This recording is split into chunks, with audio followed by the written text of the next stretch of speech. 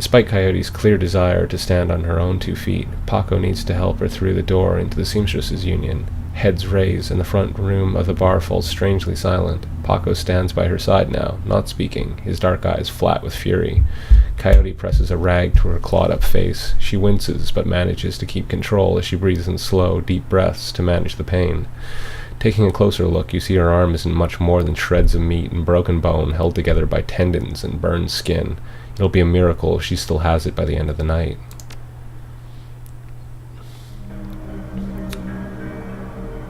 This is the Samurai Salaryman's playthrough of Shadowrun Returns, the Dead Man Switch. In my last episode, we rescued Coyote from Stevie J. Now, let's see what's going to happen here. Mrs. Kabuto is tending bar herself when Paco carries the mangled and bleeding Coyote into the union. As soon as the boss lady lays eyes on her missing bartender, the place gets quiet fast. By the time she rounds the bar to meet you, Coyote is the color of wet spackle. There's something new in her eye, fear. This woman has faced down hellhounds, but the sight of Mrs. Kabuto has her staring at the floor and mumbling. Woman, how dare you miss 2 shifts and then come back and bleed on my floor? I'm sorry, Mrs. Kabuto. I had a run that went bad. Soka, I can see that. Your arm is a mess. Was this your crusade again? Do not answer. It will only upset me further. You caused me to worry about you, Coyote, and that has distracted me from my business. Hi, Mrs. Kabuto. My apologies again. Cherry, take her downstairs to Dr. Castle. Yes, ma'am. And tell Castle to put something new and shiny where that arm used to be. Mrs. Kabuto, I can't afford a cyberarm. I'm aware of your financial situation. When you are healed, we will discuss the concept of giri, the debt of honor. Now go. Bleed elsewhere. Yes, ma'am. That's 2 karma. Sweet.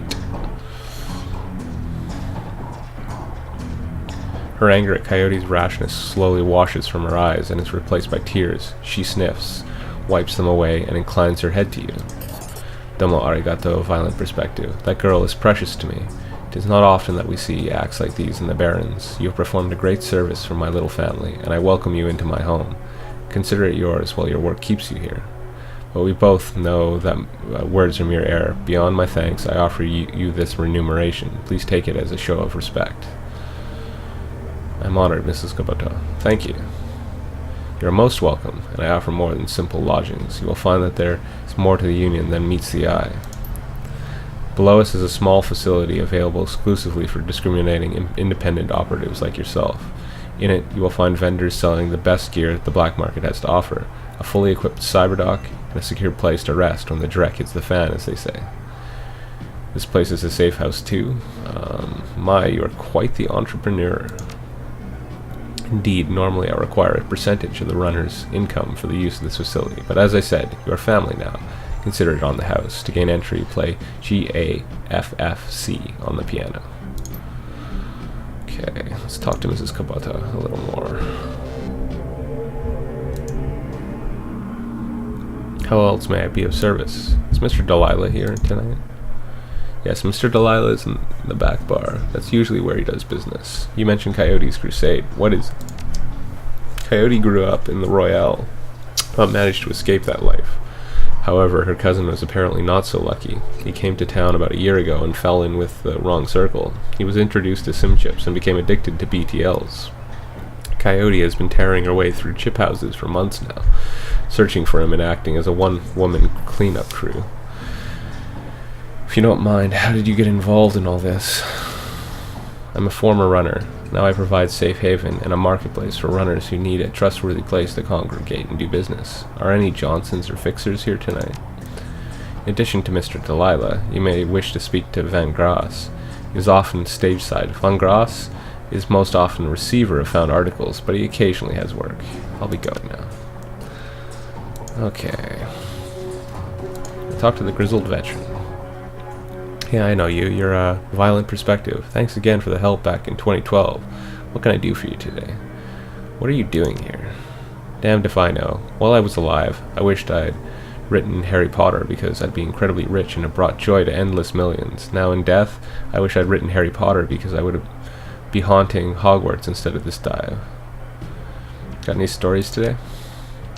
Well, picking up on the last story, according to Scott Burfled, what happened next was me calling him on the phone to tell him all the Mayan calendar stuff and about the sixth world, going on and on with tons of details I'd come up with. What I didn't realize was that it was about 2 a.m. when I called and past 3 a.m. when he finally begged me to let him go back to sleep. Got any goodies for me today? Indeed I do. Dock wagons, armed medical response teams are how runners live to fight another day. They're kind of like Blue Cross Blue Shield meets Black Hawk Down. You can buy the remote trauma kits and give them to your hired runners to revive them. A dock wagon trauma kit brings back one hired runner from death's door. Kind of like a one-time use resurrection pill. Is that cheating? Nah. It's a single-player game. Think of it as more like easy mode. Anyway, here's a trauma kit for you. You may need it. Well, I gotta get back to biz. Have fun. Alright. Let's go talk to Von Grass here.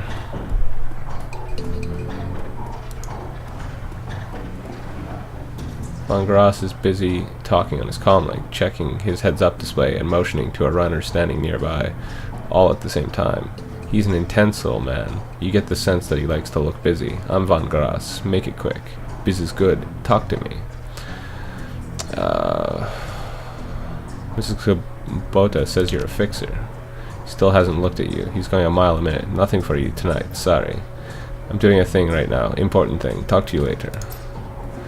Hey. Oh, hey guy. One more thing. He covers his comlink for a moment. Tilts his head your way, but you can see he's still staring at his HUD. I'm a fence too. If you got anything you need to unload, come see me. Okay. Got 17. Let's spend some karma. First things first. I want to buy that.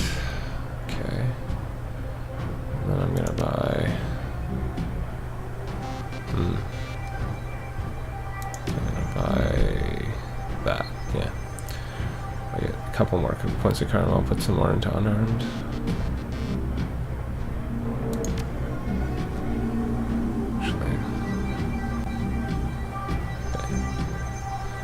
I'll hold on to them, actually. Yeah, now I got 6 strength.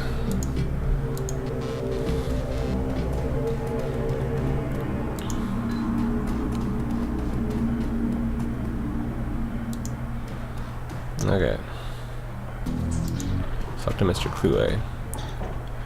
The hulking troll bouncer in the immaculate suit stands as impassively as ever. The absence of dust on his broad shoulders is the only real indication that the man ever moves. He nods to you when you approach. Evening. I see Coyote is back, looking only a little worse for wear. We have you to thank for that? The having her back part, yes. You have the gratitude of everyone here, especially mine. Couldn't stomach losing anyone else so soon after what happened to Sam. You feel protective over the people here. Immensely. Toward anyone who walks through that door, be they employee or patron, unless they mean ill will, of course.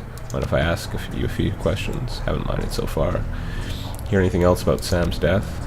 People are saying it was the Ripper, but people say a lot of things about what they don't know, or what they don't understand. You know where I can find a fence? I think Von Grass is at the bar near the stage. Dwarf with a cyber eye? Can't miss him. How long have you been working for Mrs. Kubota? I crawled in here after I awoke. Mrs. Kubota took me in and gave me a job. I've been here ever since. Do you have to pay extra for a manicure on hands that big? It's not the size they charge more for. It's the blood under the fingernails. I should be going. Catch you around. Okay, we'll talk to Johnny Clean and then we're heading down. Johnny leans on his seemingly brand new mop and surveying the crowd at the Union.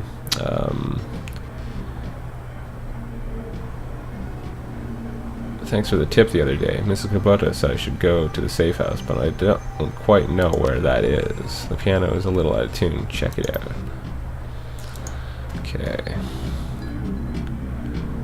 I'm going to play. The piano looks like it's been here since the Union was built, but doesn't look like anyone's played it in earnest for almost as long. Okay, let's say play G-A-F-F-C. So you slowly peck the notes out on the keyboard. They spark a faint memory of wonder, immediately forgotten as the entire piano slides to the left, revealing a hidden staircase.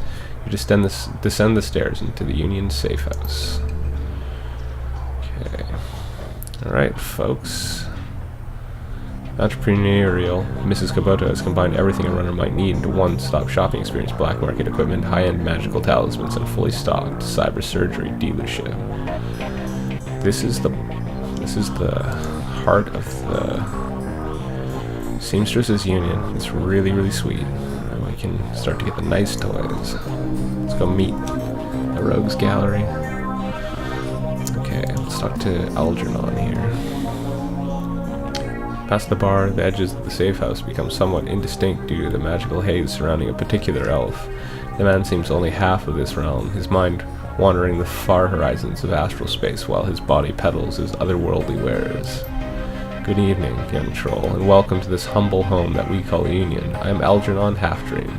To ease your way through the sixth world, I offer you the best in magical foci, spells, and fetishes for the conjuring of spirits. Let me see what you have. Okay, I'm gonna pick up Mind Wipe. Let's see what else. Anything else I want here?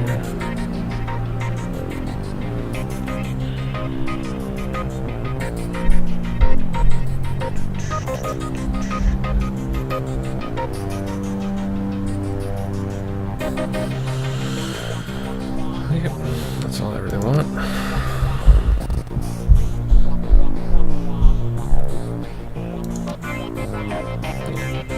Put Manifest there.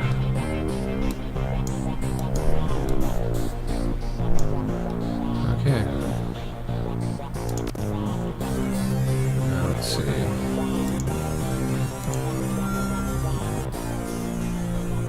Change your clothes, change your life, right? Not only will you look better, not that you look bad now or anything, but each one will help you keep you on the right side of the ground.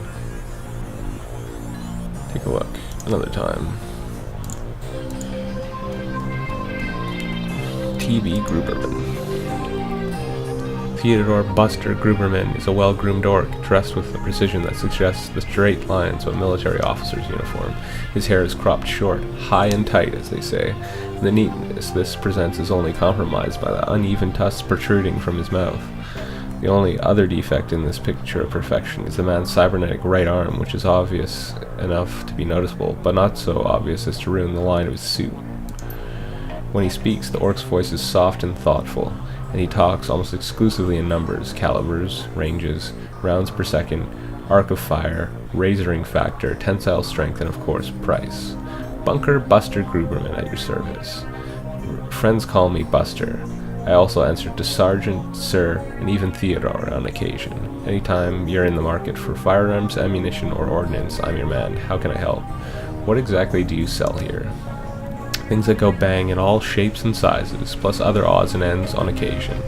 Consider me your own personal armory. All weapons are guaranteed to meet strict UCAS military spec or your money back. In addition, I can handle routine maintenance, repairs, and upgrades, if you so desire. And if that wasn't enough, I also teach a safety and instructional course every weekend.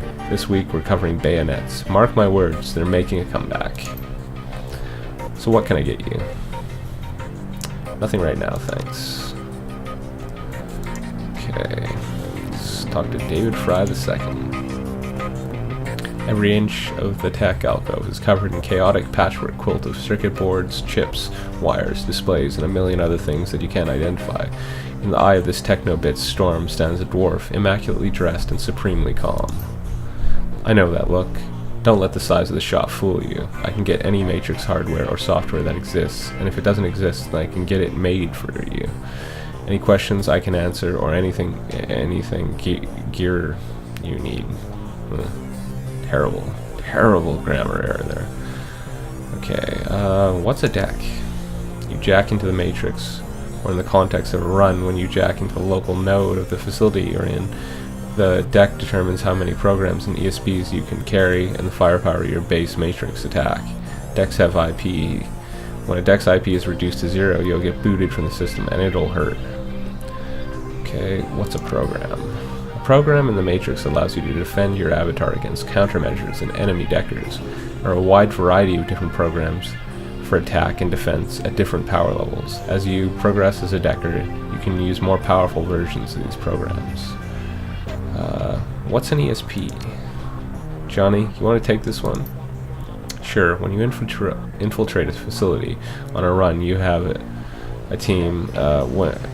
When you jack into the Matrix, you are all alone. That's where ESPs come in. An ESP is a highly advanced artificial life program, which when you deploy it, manifests as another team member in the Matrix. Different types of ESPs have different abilities. What do you have for sale? Okay, I'm gonna buy this Renraku Craftwork 1. And I'm gonna buy Blaster, Killer, and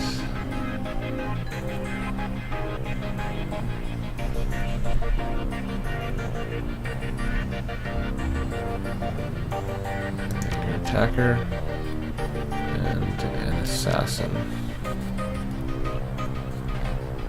Okay, confirm.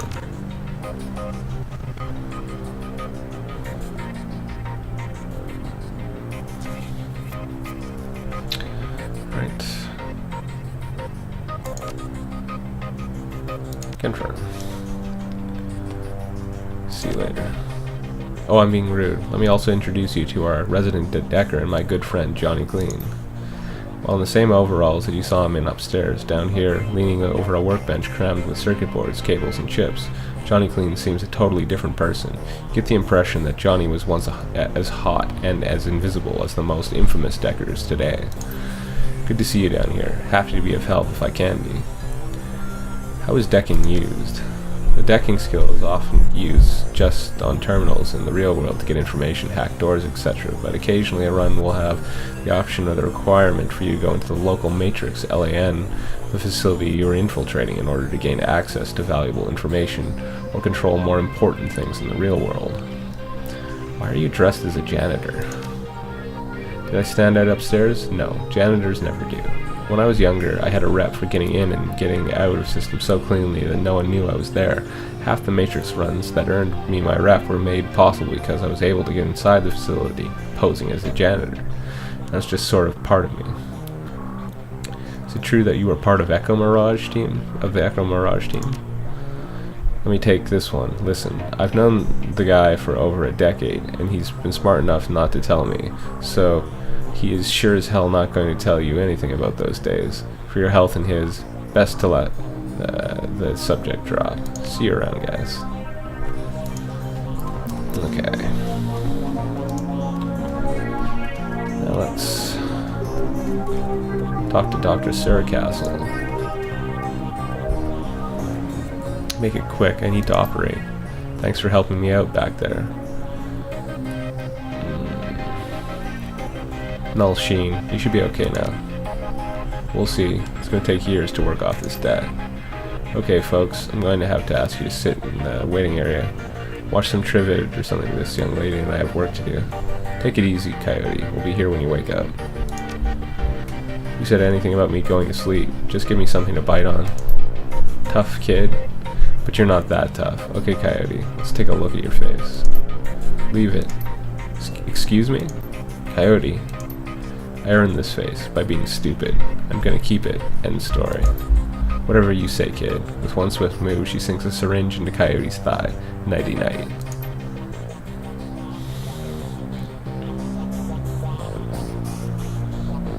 Okay, let's talk to Coyote. Coyote looks both better and worse when you last saw her. All the gaping holes are plugged, and she's sporting a shiny new cyber arm. But now that the adrenaline has worn off, it's clear she needs some rest. Good morning. Thanks to the miracle of modern science combined with Doc Castle's magical healing powers, I'm almost as good as new. Better, really. Nice arm. Thanks. Mrs. Kubota will have me working it off for the rest of my life. She notices your expression. You look like you got something on your mind. I have some questions. She flashes you a puzzled look. What kind of questions? How about Sam Watts? Sam Watts? What about him? Sam's dead. Holy dreck, Sam. Can't say I'm surprised. He was on a downward spiral for a long time. What can I tell you? Tell me about Sam. I hear you liked him. I did. He made me laugh. No one else seemed to like Sam's jokes, but I did. Did you guys jam? Whoa. She smiles at Paco. Easy lover. No, it wasn't like that. We were friends. I guess I knew him the best of everyone here. Sorry he's gone. You served Sam the night he died. What do you remember about that night? It was a pretty average night. Regular crowd, as I remember. Sam was drinking with a guy named Armitage. Jake Armitage. Yeah, you know him? Met him. He's a charmer too. She bites her lower lip. I like gingers. Anyway, Jake and Sam were having a few. Well, Jake was having a few. Sam was tossing him back, but good. Eventually he got loud, the way he sometimes did when he mixed drinking and who knows what. And Mrs. Kubota wanted him ejected. Mr. Clue wasn't around, can't remember why, so she asked Jake to do the honors. Jake dragged him out the back, into the alley, and that's the last time I saw him. He said he got loud. Do you remember what he was saying? She thinks. Standard Sam Drek. How he grew up rich and didn't deserve this. How he hated his mother. How he loved his mother. It was pretty pathetic stuff. Did Sam have any enemies? She thinks. Enemies? That's hard to say. Sam partied hard, and when he did, he ran his mouth off pretty good. Got his ass kicked on more than one occasion. But no, I don't think he had any enemies, at least none that I'm aware of. Where did Sam live? On the streets mostly. He'd occasionally convince someone to let him flop on their couch, but he'd always overstay his welcome and get kicked out after a few days. Sometimes I'd sneak him down here so he could crash in one of the bunks. He used one the night before I saw him last. How bad was his drinking? If it was just the drinking, it would have been bad. But Sam wasn't the monogamous type. He dabbled in everything. Booze, chips, drugs. He loved the nitro, whatever he could get his hands on. It wasn't always like that, but once he got sick, he started using more and more stuff to try and forget about it. Sam was sick. Dying, didn't you know? Yeah, everyone could tell. You could just look at him and see he was a walking corpse. It had to be the drinking. Then he disappeared for a while, and one day he came back all better. Looked good even. Did he say how he got better? He said his mom helped him out. Never said how, though. Thanks, Coyote. Now I need you two to do something for me. What do you need, babe? I need you to talk to Mr. Delilah for me about the Royale run. He's usually upstairs. Tell him I didn't get the gems. Maybe I can make another run at it when I recover. I will. Okay.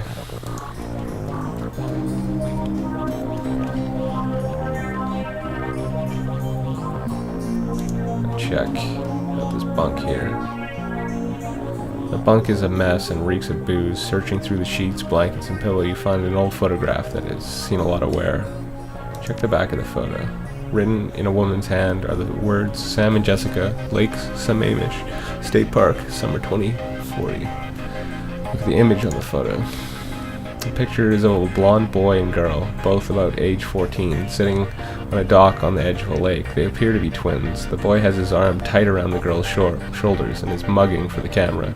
The girl is planting a kiss on his cheek while making rabbit ears behind his head with her fingers.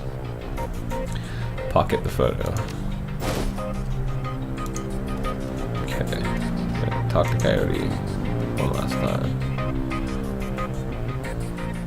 You're back. I think the highlights of the Wolves game will be on soon. Want to take a load off and watch with me? Found something in the bunk Sam was using. Yeah, great. What was it? A photo. Did you know Sam had a twin sister? Yeah, I did. He mentioned her once or twice. It didn't sound like they got along that well, she thinks. He was rambling on about her the last time I saw him. By that point, he was completely gone. Really couldn't follow what he was saying, but he sounded miserable. Your comlink chirps, and the screen shows the smiling face of Officer Aguirre. If he's smiling, it must be about money. Officer Aguirre, what a pleasure to hear from you. Yeah, we're buddies. Let's go dancing soon. Listen, the Ripper got another one. The victim worked at the NTSB investigation facility down on the docks. You owe me for this. Put it on my tab. You there now? Better get it quick before McCluskey arrives. Image on your PDA dissolves. The call ends. Another Ripper murder? Where? The docks. I've got to go. Okay, listen. I want to help. You dragged me out of the Royale before. Something bad happened, worse than getting my arm torn off, and Sam was my friend. You head to the docks and I'll see if I can track down Sam's sister Jessica. She might be able to help us. See you when I get back.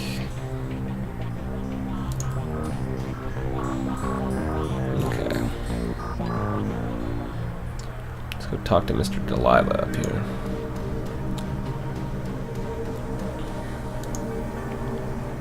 Mr. Delilah looks small and tough, with an untraceable shoddy on his back and a heavy vest under his trench coat.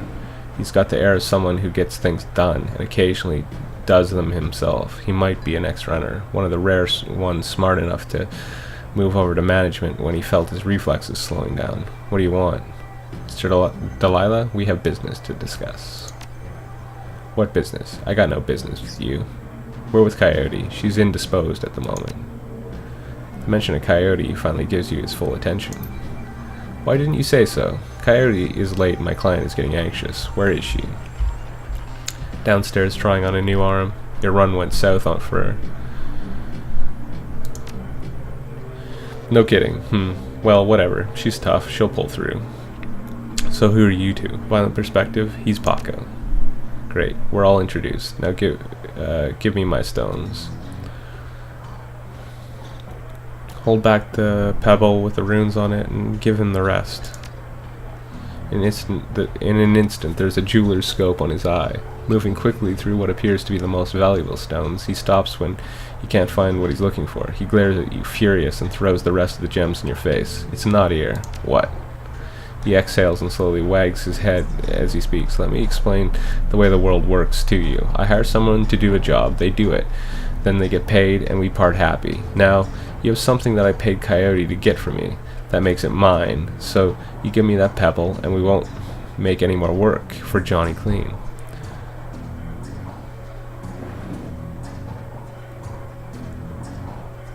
Double the fee, and the pebble is yours.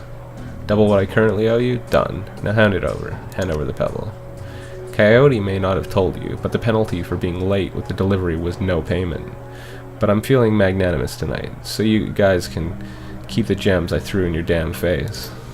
Mr. Delilah looks up and down, takes you all in, smiles to himself. Listen, you look like the sort of man who might run a crew of your own one day.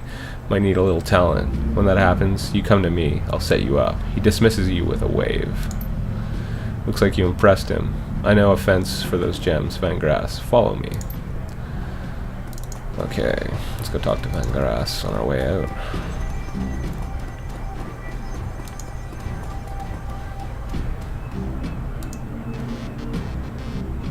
Van Grass is fiddling with his Samurai while noodling on his PDA. You're back. Still busy? What's your story? We need to fence some stones. You the right guy? Stones? I don't know. I might be. Let me see him. Hear the servos in Van Grass's Samurai whir as the magnifying lens slips into position. He bends his head over the stones for 2 seconds, maybe less. Where'd you get this Trek? A gumball machine? I'll give you 1,000 for them. Strength. Look into my eyes, Van Grass. He's puzzled. He looks. You look back. That I can make you feel a special kind of pain look. You see it registered. Okay, I'm looking. Good. Make me a better offer. 1,800 and it's done. You got a deal. Give me your cred stick.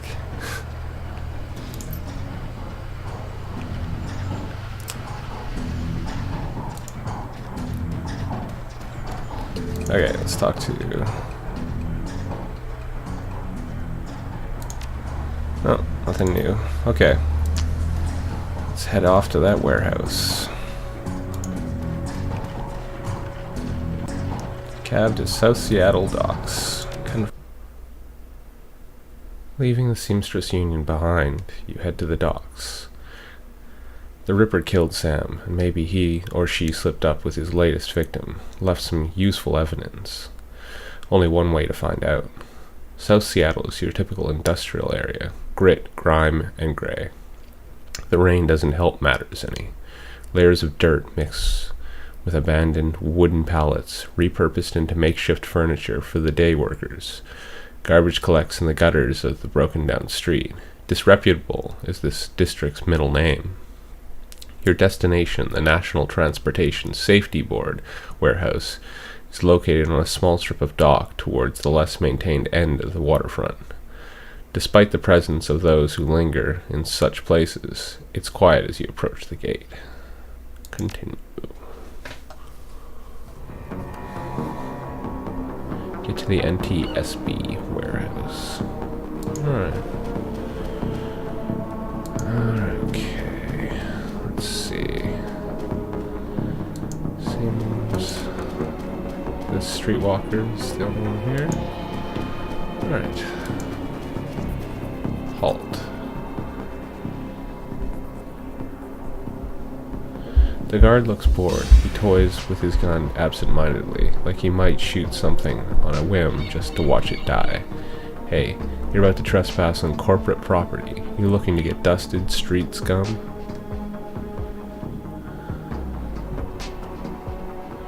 I'm working with Lone Star on the crime scene investigation in the NTSB warehouse. Sure you are, and I'm Lufweir, the king of the dragons. Beat it. Okay, that's not gonna work. However, I'm gonna pick up that.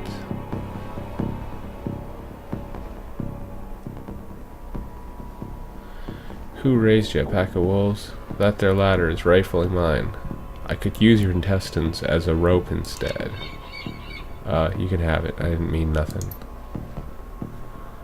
Sweet. Yeah, let's talk to the streetwalker. Hey, you looking for a good time? Know anything about the NTSB? Yeah, the bums around here have been stealing old crap from that place for years. Not worth my time, though.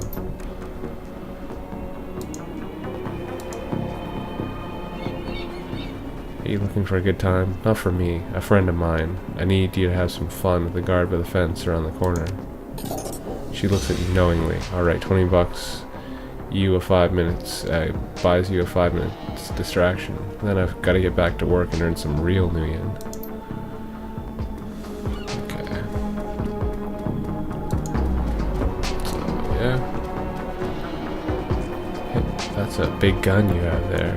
Sweet. Standard issue, ma'am.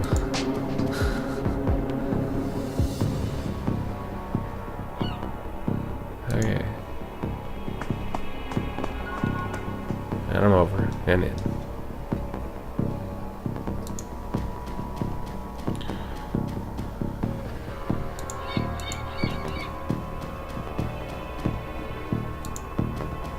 Okay, so what we got here?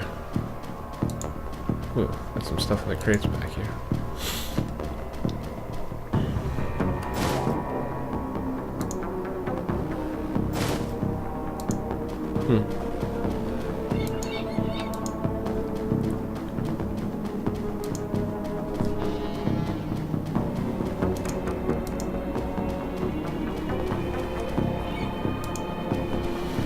Alright, let's head into the warehouse.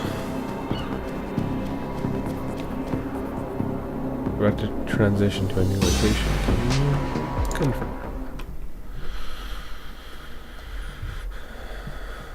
Inside the large gray warehouse is as typical as the outside. High ceilings, adorned with girders and rickety catwalks, top a huge utilitarian room. Concrete and steel walls meet a concrete floor. This is a place for storing things and nothing more. Despite the quiet on the outside, the inside is a hornet's nest of Lone Star officers going about their business. In the center of the activity is the Emerald City Ripper's latest victim. With uniforms everywhere, no one stops you at the door. It seems this case hasn't leaked to the press yet. Lone Star or no, you've got a job to do. Continue.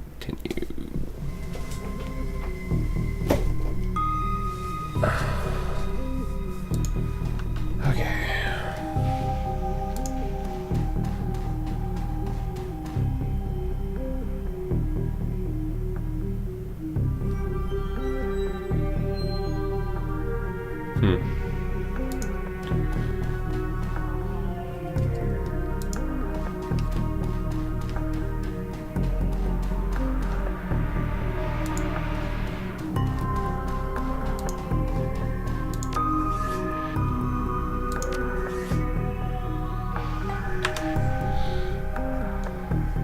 talk to Aguirre.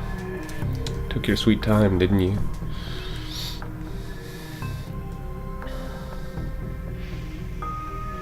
You know the traffic these days. Fill me in. We had time to go over the evidence while you were en route. Turns out this might not be a Ripper murder after all. I left the computer on in the office over there if you want to see for yourself.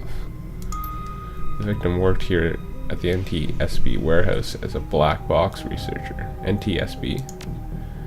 The National Transportation Safety Board. This warehouse is used to go over the wreckage from plane crashes to try to determine what happened. The Vic was in charge of their highest priority investigation at the moment.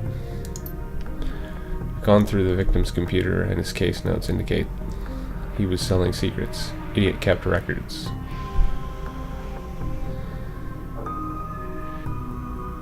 Scientists don't make good criminals. Tell me about it. Some runner like you probably offed him to cover up his court master's involvement and tried to make it look like a Ripper killing. Here's the office key. Check it out for yourself if you want. Okay.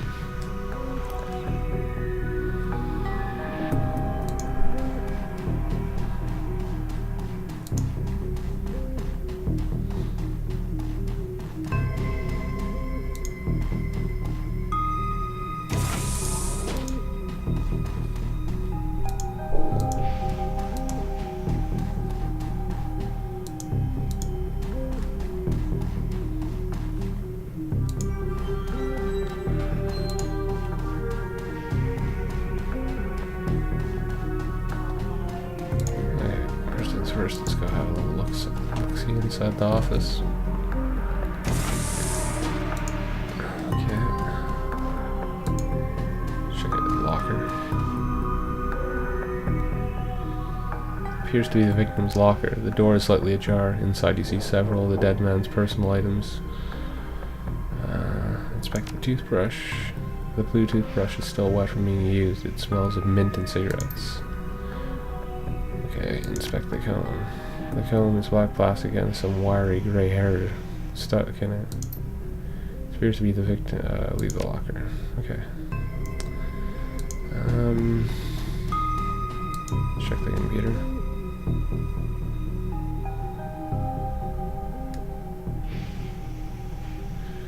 Researchers' work cyber terminal has been left on, presumably by the Lone Star investigators. Read the notes for case file 95. Case file 95 for a Boeing jetliner ID N number 2305, corporate owner Aries. The plane had several mechanical issues resulting in a mayday at 3:04 a.m. on June 17th, 2053.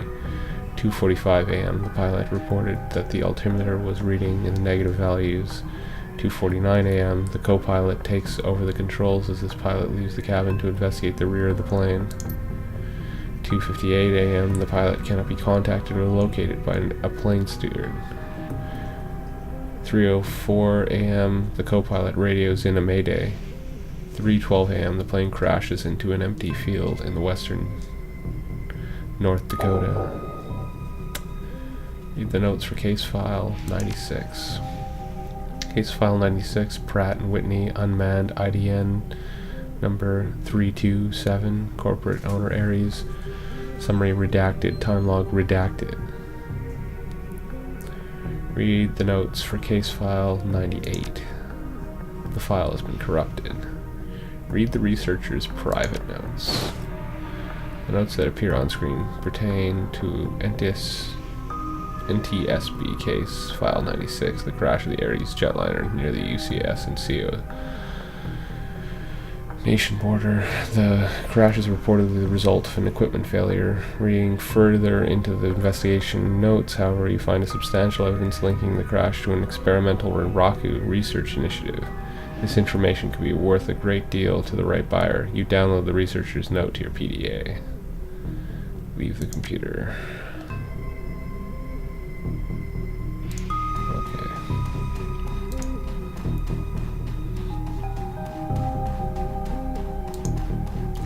Talk to Aguirre quickly for a second. If this was a core pit, why'd they leave the evidence on the computer? Good catch. The information's probably worth a fortune if you found a buyer.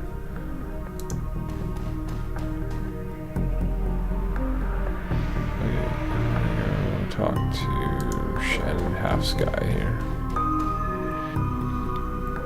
You're not a cop. She looks up, watching you warily.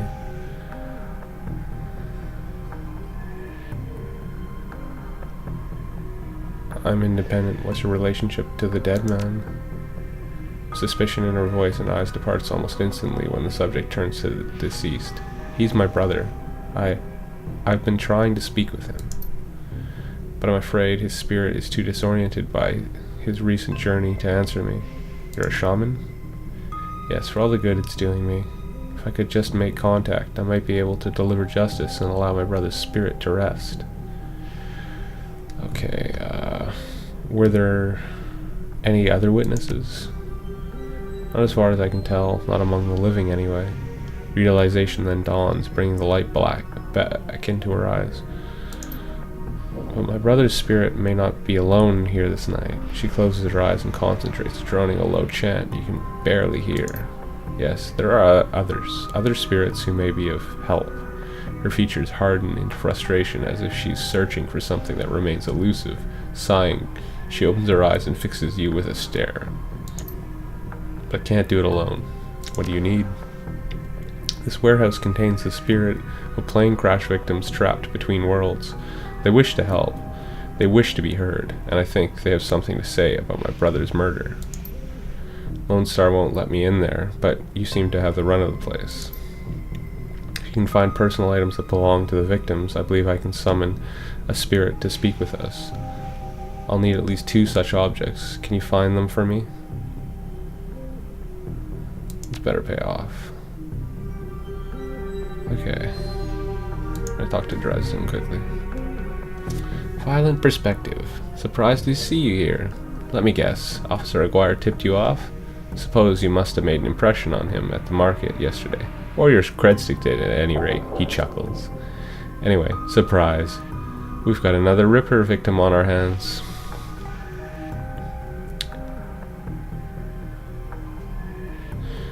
You look like you've been putting in some overtime, Dresden. What can you tell me about the victim? The victim's male, mixed Native American descent, age 38. Based on the condition of the body, it looks like he was killed around 2 in the morning. And yes, I'm a little tired. Bodies have been piling up like cordwood, it seems. Cause of death, unknown. Several internal organs were removed from his body after death, quite gruesomely.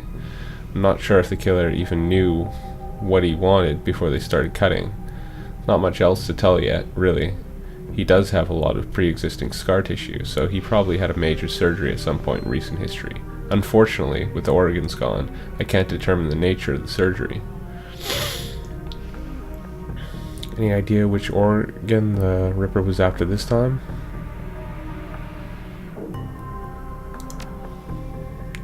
Well, the killer definitely took the lungs. The more I look at it, though, the other missing organs may just be eviscerated within the chest cavity.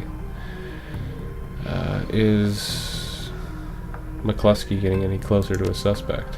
McCluskey couldn't find his ass with both hands. Don't tell him I said that, though. How's Officer Aguirre doing in the case? He seems like a real go-getter. Aguirre would love to solve it before McCluskey and get his gold detective shield. Plus, he'd love to see McCluskey suck it in front of his superiors. He's already tried to bribe me to keep information from McCluskey and slip it to him. I'm inspired by their tireless pursuit of justice. Did you take the money? He grins from ear to ear. Do you have any idea how much this job pays these days, sir? I don't think Aguirre's officer's salary is going to do much to seduce me into helping him.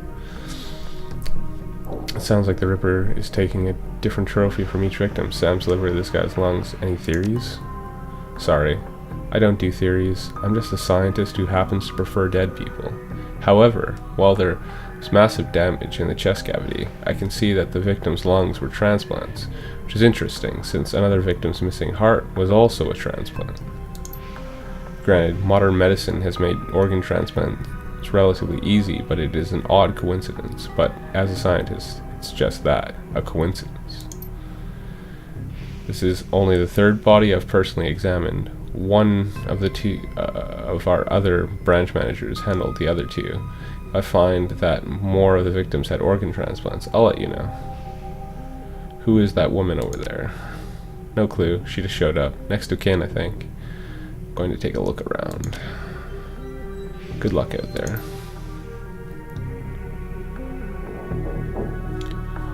Okay.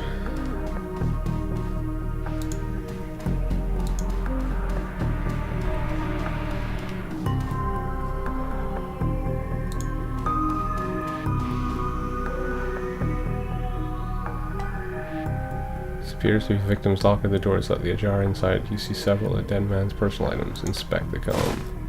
As you reach for the comb, the hair on the back of your neck stands on end. When you take it off its little shelf, your heart thumps in your chest hard. This must be one of the items the shaman was looking for. You pocket the comb. It appears... okay, lethal locker.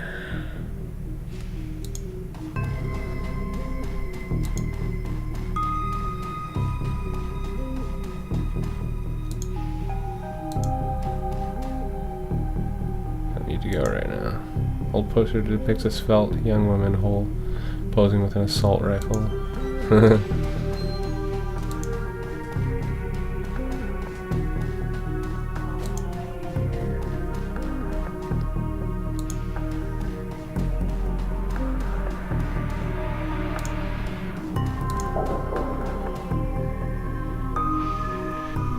It's hard to say whether this is a heap of items and refuse recovered from the plane crash or simply a trash that hasn't been taken out. Dig through the trash. Sticky substance of some sort seems to have seeped through the trash pile, and your hands are quickly covered with the stuff. Searching for a minute, you unearth a handful of interesting items.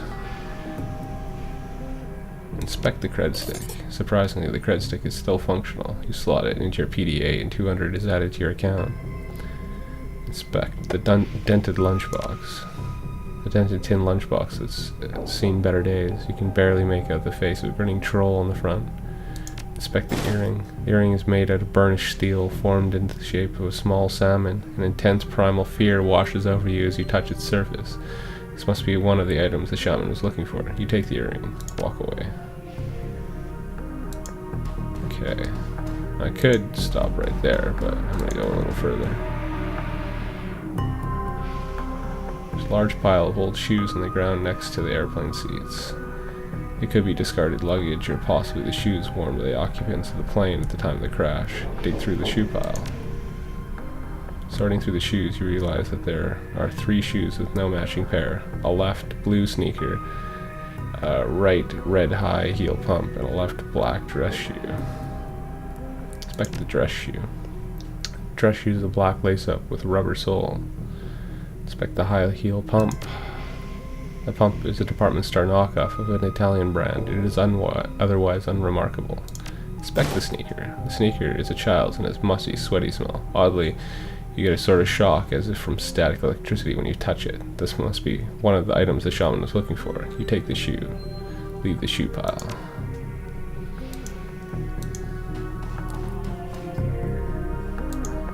Okay.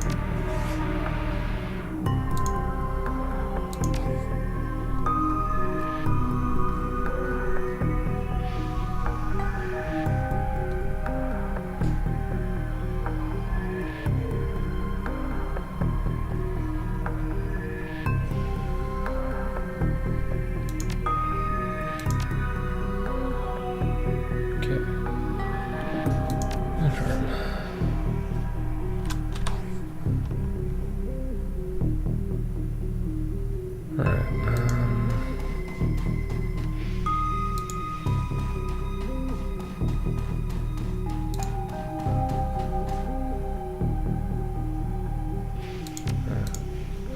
I think that's everything.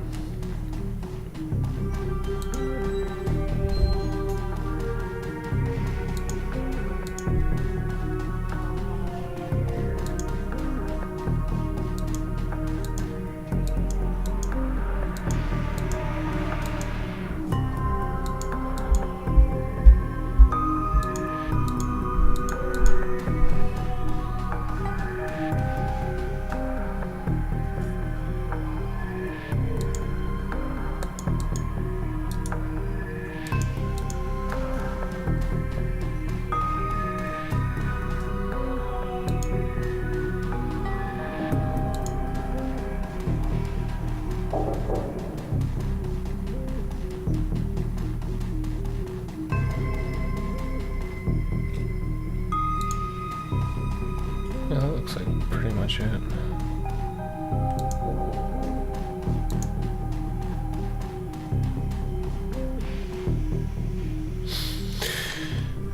It feels as though you've found enough objects. Yes, here they are. You hand her the objects you found. She closes her eyes and chants over them for a minute. When her eyes open again, they're filled with tears. Thank you. These items are all I need to. It shouldn't take me long to.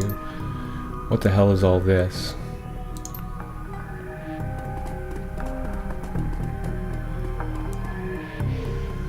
Officer Aguirre trails after the detective, only meeting your eyes for a moment. She's the victim's sister, sir. This is a crime scene officer, not some Salish drum circle.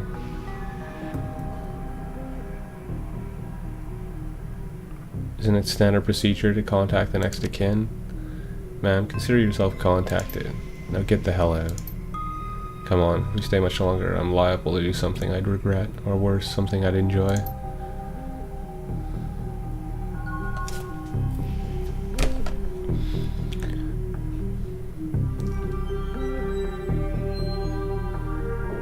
We're having a little argument. Okay, let's look at Shannon now. This guy. That man is an ass. She stares daggers at McCluskey from across the warehouse. But there's no helping it now. I should just be grateful you were able to collect these items before those clods crated everything off. Can you still summon the spirit? Not from here, I'm afraid. Spirits such as these have domains to which they are anchored. We need to get back in there.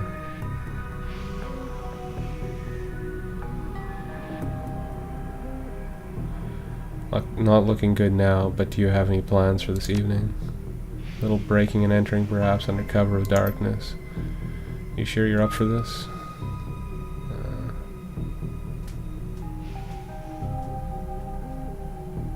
As long as you can deliver and make it worth my while. Don't worry, I always follow through. Now since we have the time, we should probably enlist some help. They may post security overnight. I'm going to go out on a limb and say you know where to find the kinds of people we need. The best money can buy. Good, I'll put up the money if you find the bodies. She produces a fistful of crumpled Nudian from inside a leather pouch, starts to count it out, and shoves the whole wad at you. Meet me back here at midnight. The spirits will be strong then. Cool.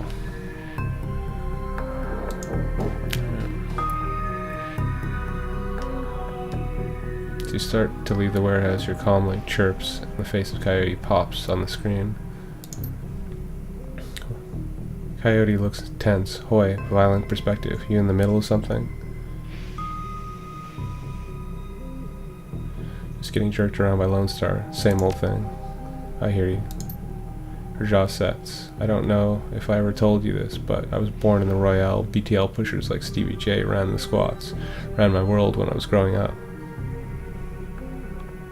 Sounds nasty. Her brow furrows. It was, for all kinds of reasons. I have a cousin, Gino, who's been missing for months. He hit the sprawl about a year ago and immediately fell in with some tweakers. Bad guys. They hooked him on high-amp dream chips and started using him for all sorts of track. I tried to help him, but he pushed me away. Then he disappeared. I've been shooting up BTL labs ever since trying to find him. I'm guessing you have a new lead. It's not a lead. Her face lights up. She's running hot. Has a serious edge. I know exactly where he is this time.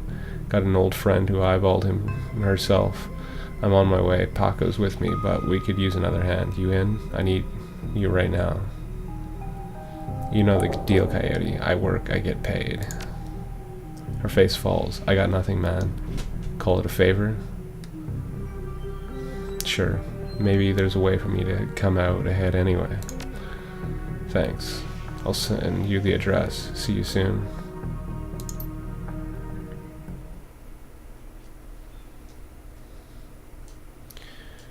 The cluster of dilapidated buildings where Coyote told you to meet her appears to be the remains of a public housing project. The buildings look like a cesspool filled with human debris.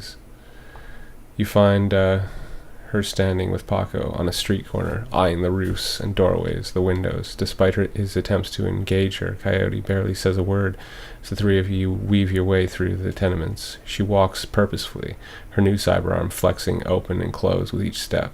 It's unclear whether the action is voluntary or not.